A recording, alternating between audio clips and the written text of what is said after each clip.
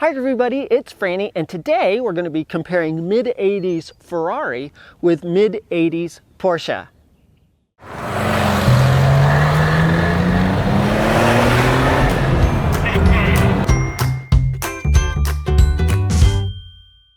As I was going through the specs on these cars, I was really kind of surprised at how similar they actually are. Horsepower on these cars is a little bit different. The Carrera is about a little less than 220, and the Ferrari, depending on sort of the models, this is a QV and it's a Euro car, so it's somewhere around 240. Torque on both cars is very similar, and not almost just shy of 200. And 0 to 60 times is very similar. This is about 6 seconds. This may be a little bit longer at 6.7. So these two cars on paper look really similar. Their weights just shy of 3,000 pounds, or about 2,800 pounds or so, both of them.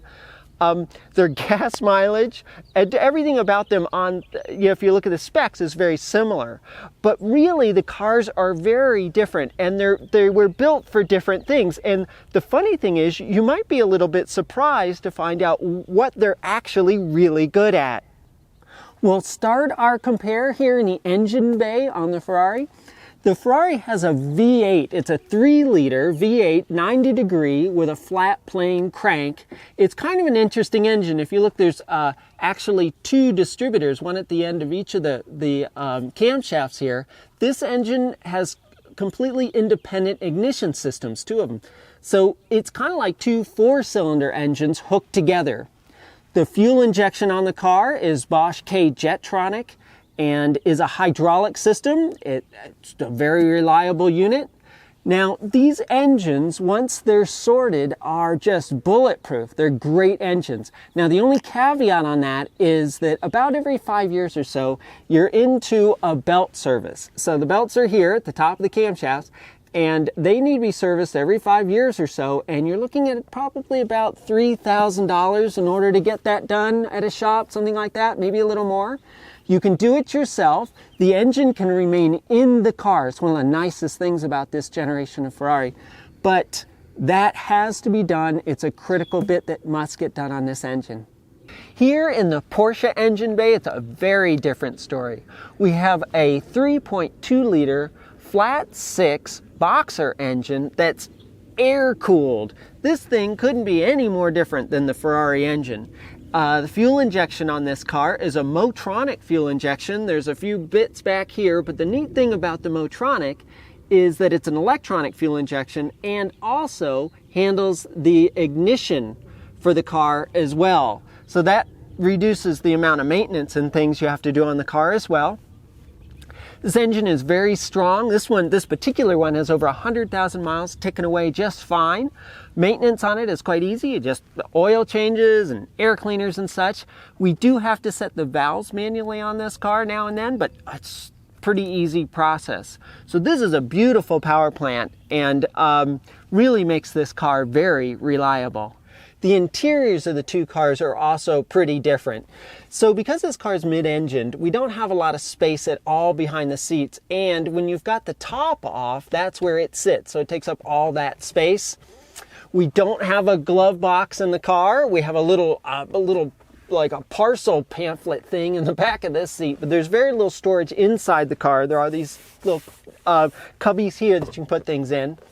The seats are kind of narrow, so it's a little bit of a tight fit, and it's also reclined a bit as well. This car is much lower than the Porsche, so it has a little different driving position, driving dynamics. Steering wheel is up a little bit, almost a little bus-like, but you've got this wonderful gated shifter here and this great center console, so everything's all at your fingertips. You've got a radio, aftermarket radio, and the car does have air conditioning and heat and everything, controls here. The rest of the dials are right in front of you, so you've got a great view across the road. So everything is kind of where it needs to be. It might be a little tight and cramped, but it's still, everything is very accessible. In the Porsche, it's quite a bit bigger in here. The seat's a little bit wider. You just have a lot more room in here. The car is actually taller. Now, with these cars, you're probably going to see a bit more mileage. So there's going to be a little more wear on the interiors as well. Not the end of the world. They hold up pretty well. One of the nice things about the Porsche is that there's quite a bit of storage. There's actually a glove box over here. And we also have some storage here on the doors as well. There's a little cubby up here and then a little flap up here, which is great. We can put some stuff behind the seat. It's very hard to do on the Ferrari as well. So you've got this area back here. So generally the whole cabin's just a bit bigger and a little easier to get in and out of as well. It doesn't feel so low slung and so raked back. So all of that put all together, this car maybe makes a little bit better of a daily driver.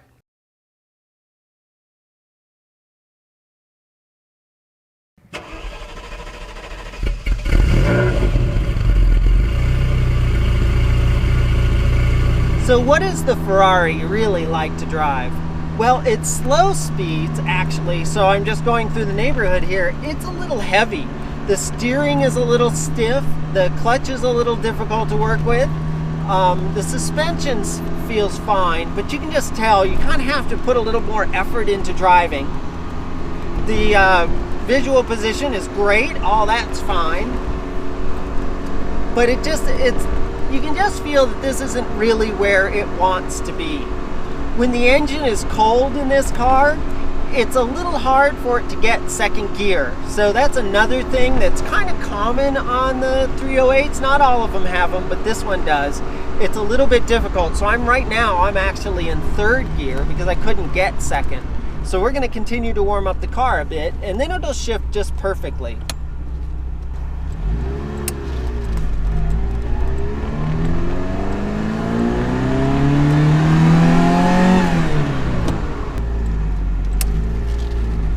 Car being so low, it can be a little difficult to see in difficult intersections. Like that one back there is not the easiest intersection to get through.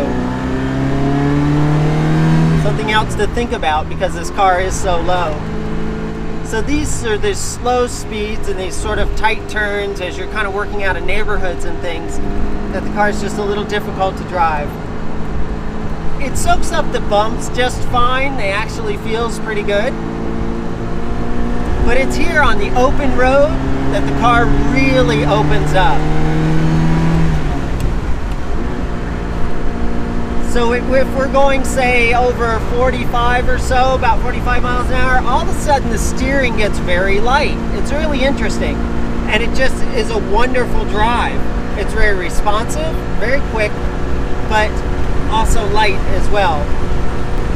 The engine's very responsive. I try to keep it above, say, 3,000 RPM because it really likes to be run a little faster than slower.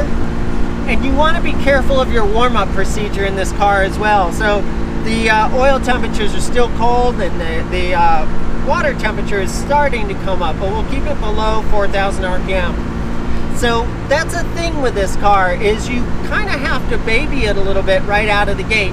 Not the end of the world, but you kind of do in the Porsche as well, but the Porsche is going to come up to operating temperature a little bit faster, it feels.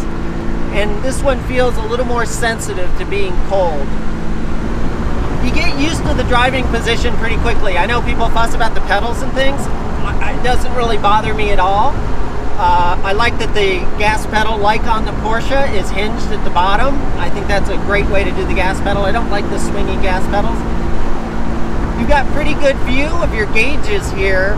Maybe not as good as the Porsche. You kind of have to kind of loop up and around a little bit to see what's going on. Alright, he's in the wrong lane.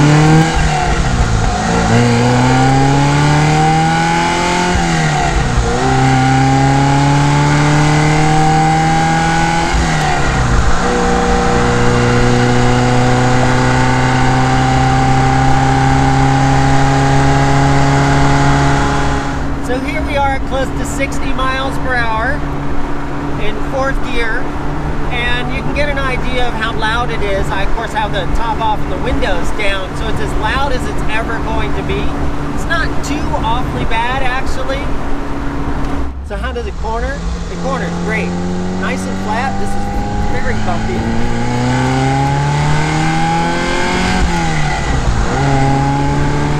It's that sound that gets you.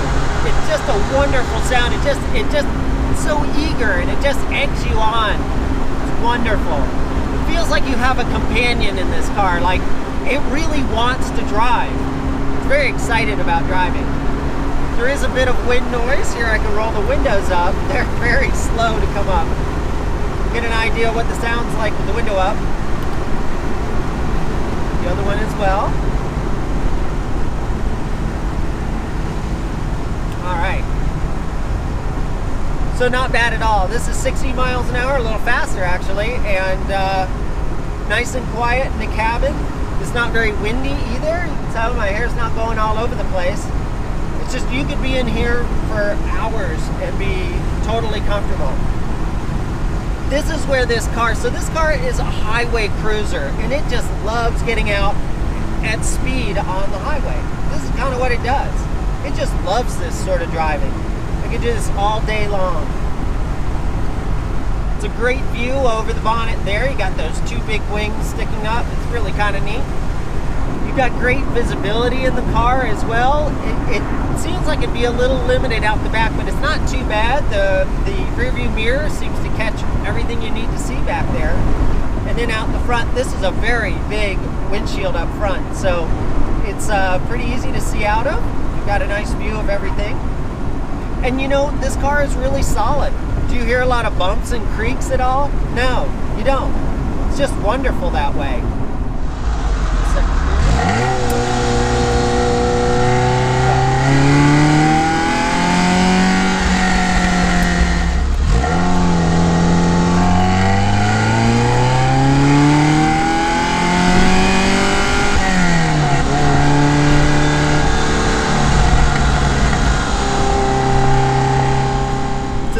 Makes its power in the upper RPM band, and that's what makes it very different than the Porsche. Porsche's low, kind of torquey power. This really wants to, so we're at 4,500 RPM right now, and that's where it wants to kind of be, and if you just pound it, it takes right off. That's kind of cool. So it's a higher revving engine, really wants you to kind of just be more aggressive about your driving.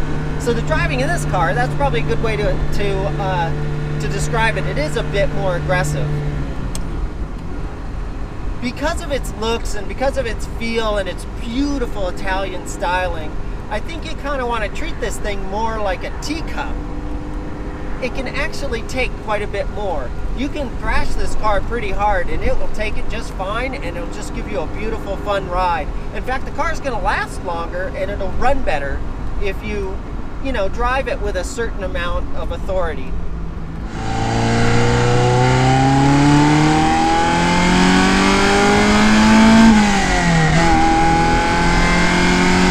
And that's why you buy a Ferrari. It's just that sound and that eagerness and this wonderful steering wheel. It's such a wonderful place to be. It's got great looks. It's got amazing styling. Drives beautifully. I mean, it's just a really, really wonderful car.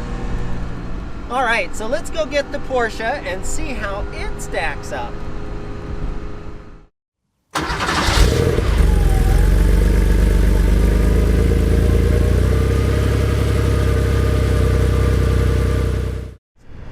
So the first thing you notice when driving this car over the Ferrari is how much easier it is to maneuver at slow speeds.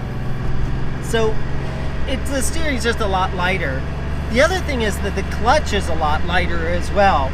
So this would be a great car for doing lower speed sort of technical driving, carving up canyons and that sort of thing, whereas the Ferrari is a little bit difficult at slower speeds.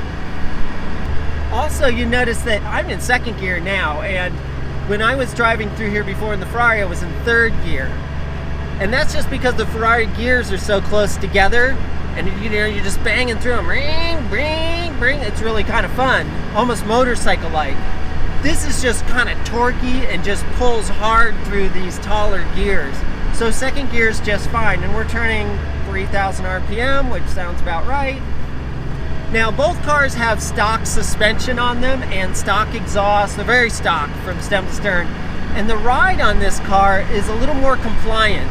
It's not bouncy in any way, and it doesn't have a lot of roll or anything. It feels like the suspension has a little more throw or a little more travel to it. So it just soaks up the bumps a little bit easier, I think. Not that the Ferrari was harsh, just a little more intense.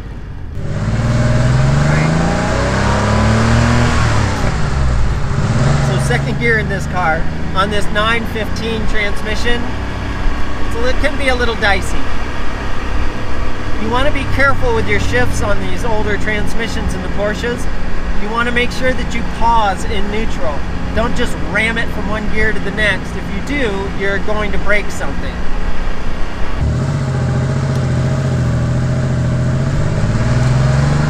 And a lot easier to see in intersections. So we're sitting a little bit higher than we were in the Ferrari and not quite as laid back, a little more upright. So it's easier to see when you come up to a junction. And unlike the Ferrari, our temperature is already up a bit on this car. So I wouldn't thrash it hard, but we can certainly get some fun driving out of it already.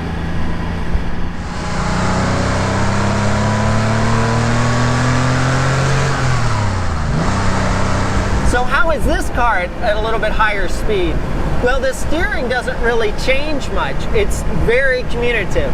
So it's telling you all sorts of stuff as you're driving. It pretty much tells you every pebble you've driven over. And that's okay, although it seems to be a bit much at times. The noise in the cabin here is not too bad, I would say. With a convertible versus a Targa, since we don't have the window in the back, we are going to get some wind noise coming forward. And we'll notice more of that at higher speeds.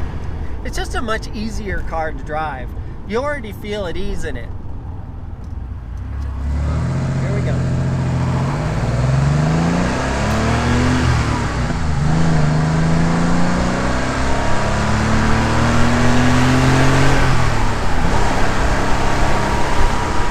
And that's 60. And so it's quick. It doesn't feel as quick as the Ferrari. So here's the wind noise at 60-ish miles an hour, something like that. Let's go ahead and roll up the windows and see if it's any better. Power windows are quite a bit faster. So we still have a decent amount of wind noise in the cabin, and that's because we don't have a windscreen in the back. It's not overly demonstrative. It doesn't just wipe you out or anything, but it's a little fluffy, a lot of turbulence.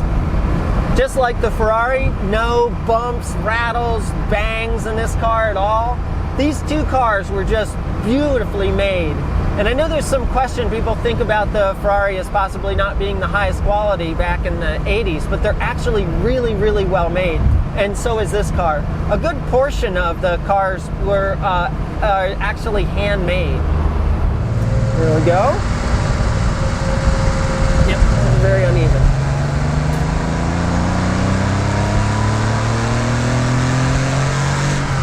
That's just such a great sound. It's very different than the Ferrari. Not quite as in your face, and the engine's definitely, you can definitely feel the engine's behind in the back and not sort of right up against your the back of your seat. It's just very easy to drive. You get totally hands off this thing. It tracks beautifully. It's not fatiguing at all to drive. It's not like constantly fighting you. It doesn't wander. It's really responsive, and it's completely comfortable. You've got a good view of your gauges here. My tack right in the center, and then my speedometer off to the right there. I've got good access to the gear shift and everything else that I need. Got a few things on the stock. They're all right where I need them. So ergonomically, this car is wonderful, and I would say the Ferrari is as well. It's a little more upright position. So after a while, I kind of end up sort of scooching my butt back a little bit to sort of sit a little more upright.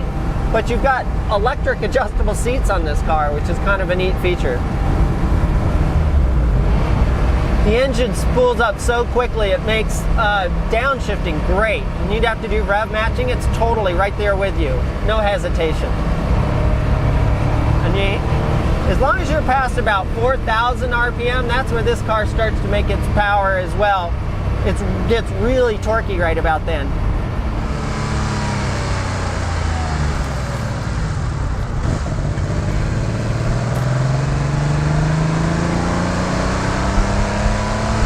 Here's where the Porsche gets weird. When you're in these high-speed turns, you don't want to lift off. And that is hard not to do sometimes. There's a lot of grip. So that's where the Ferrari just feels so planted through those turns at reasonable speeds. And the Porsche can feel a little weird because it's going to, as soon as you hit the power into the turn, it's going to understeer. And then when you let off, it'll oversteer, and that can be a disastrous combination if you're not ready for it. So driving these cars fast does take a bit more skill than the Ferrari does, definitely. But I'd have to say, in a lot of ways, that this car is just more comfortable. I feel more comfortable driving this car, probably because the Ferrari kind of, like I said, feels more like a teacup, whereas this feels more like a beer stein. You know, you just don't worry too much about it. You can do whatever you want with it. You can daily drive it, you can do whatever. It's reliable, it's wonderful. Now, does it have the panache and the flash of the Ferrari? No, not at all. But you may not want that.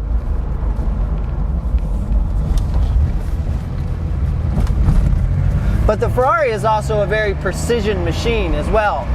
So they're just very different cars. The Ferrari is more for higher speed, and this is more for these kind of tighter turns and this kind of canyon carving kind of thing, like autocross. That's perfect in these cars. Wonderful. Now, the neat thing about these two cars is they're so good. They're so amazing that if you're looking to pick between the two of them, well, then, and you can only have one. We couldn't make that decision, so we have one of each. But if you can only have one, the wonderful thing about it is that you can allow yourself to make a completely emotional decision as to which one really hits your fancy the most. Because they're both wonderful cars. They're beautiful cars. They drive well, they're reliable, they're not that expensive to repair, not really. Ferrari maybe a little bit more than the Porsche, but still. They're just great cars, so you can kind of relax, settle in, and say, you know what? How do I really feel about these cars? Which one puts the biggest smile on my face? And that is the one you should buy.